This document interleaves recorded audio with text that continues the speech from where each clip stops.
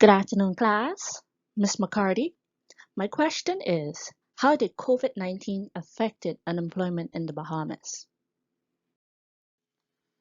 My objectives in this presentation will illustrate what is COVID-19 and unemployment, challenges of COVID-19 in the Bahamas, the percentage of unemployment in the Bahamas, and the changes that occurred after COVID-19. History of COVID-19. The coronavirus disease, also known as COVID-19, was first confirmed in the Bahamas in March 15, 2020, but originally has been identified in China in 2019 before it became a pandemic.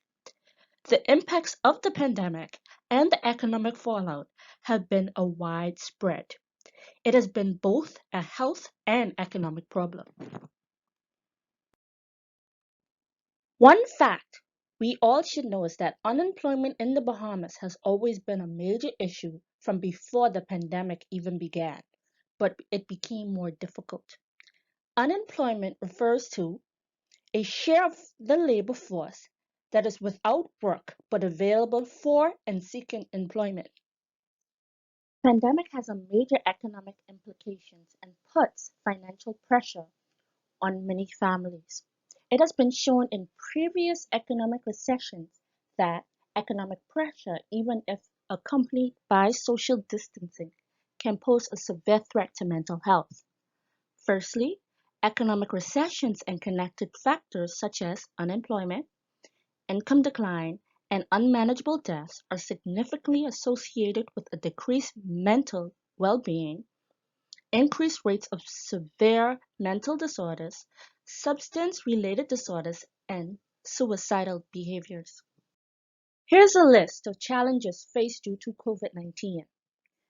The country closing down, lockdowns/curfews, laid off workers, businesses closing, rent increasing, healthcare overcrowding, prices rising on goods, schools closing, and much more.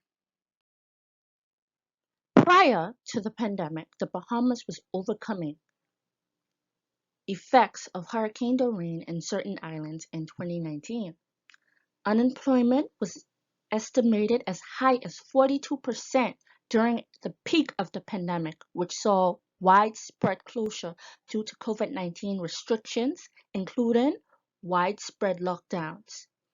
In the early months of this crisis, 10 million people lost their jobs across the world. Millions of persons were out of work and struggled to afford food and pay rent and mortgages. Effects of unemployment. When unemployment rates are high and steady, there are negative impacts on the long run economic growth. Unemployment can waste resources, promote social unrest and conflict. The effects of unemployment can be broken down into three types: individual, social, and social political. The unemployment rate in the Bahamas increased to 25% in 2020 from 9% in 2019 due to the COVID-19 when it first brought forth closure on the economy.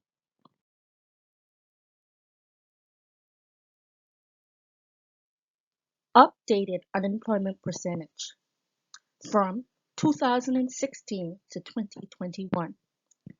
Since 2020 to 2021, the unemployment rate in the Bahamas, even across the world, has been extremely high.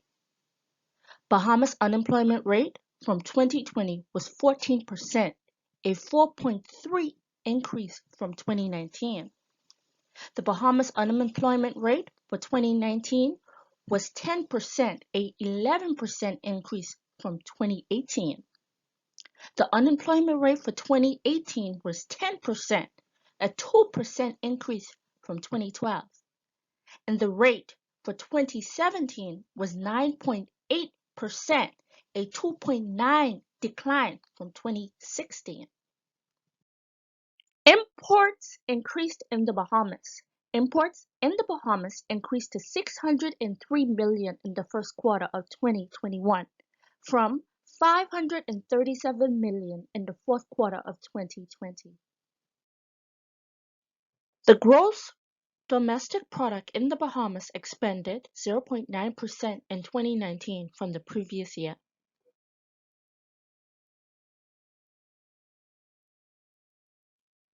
Lockdowns became a new norm for the Bahamas. Employees, even employers, got affected by it. Jobs weren't available for anyone. Businesses closed down for months. Some businesses closed down permanently. And because of the curfew, some workers were not needed and the owners worked while they can. Because of this, many people lost jobs. Many people weren't bringing in incomes. From roadside vendors, they were unable to make a living from peanuts, coconuts, fruits, drinks, or snacks not being able to sell because of those restrictions. Tourism is one of our biggest industries of resources in the Bahamas. Because of the travel restrictions, this brought forth financial strain on families, businesses, hotels, golf cart rentals and car rentals, taxi drivers, sea and air travel percentages decreased significantly in this time period, especially in the busy season for family islands from February to July. I did a survey on Harbour Island of persons that were fully employed, unemployed, collecting benefits, and other means of income. 13% were other means of benefit, 20% was fully employed, 40% was unemployed, and 27% was collecting benefits. I gotta make sure I see you. Good day. Could I ask you your name, please? My name is Tina Neely, What is your occupation? assistant manager at the Landing Hotel and Restaurant. Okay, my question to you is how did COVID-19 affect this business? Affecting this business, COVID-19 was sudden, as we all know. We were gearing up for full spring break mode, and all of a sudden we had to shut down. So, with all the procedures that were being put in place, we had to adhere to them in terms of just the amount of people we can have in an establishment, in terms of what we're going to do for the safety of staff and ourselves in general. So, as a hospitality industry, we rely heavily on tourists. So COVID shut everything down instantly, with the exception of tourists that were already on the island preparing for spring break. So that gave us a little leverage. Everything was immediately shut down, and we had to start looking for ways and means to sustain our employees. Okay, so could you tell me how it is now with COVID being less all of a sudden? All of a sudden, it wasn't sudden. It was gradual, bit by bit.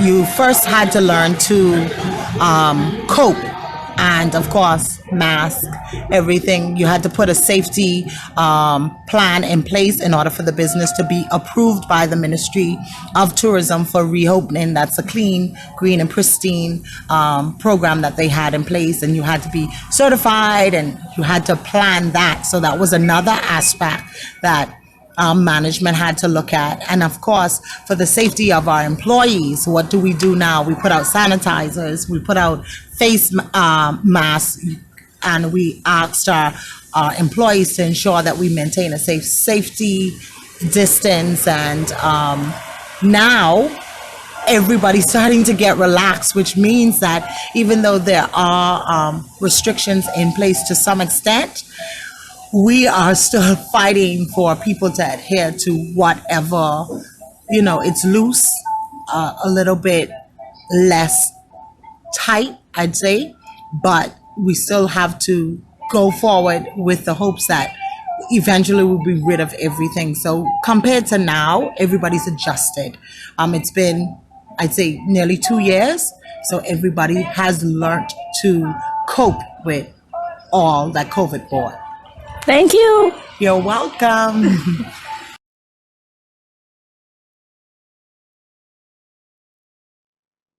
My name is Kazi Johnson, and I would like to thank you for watching.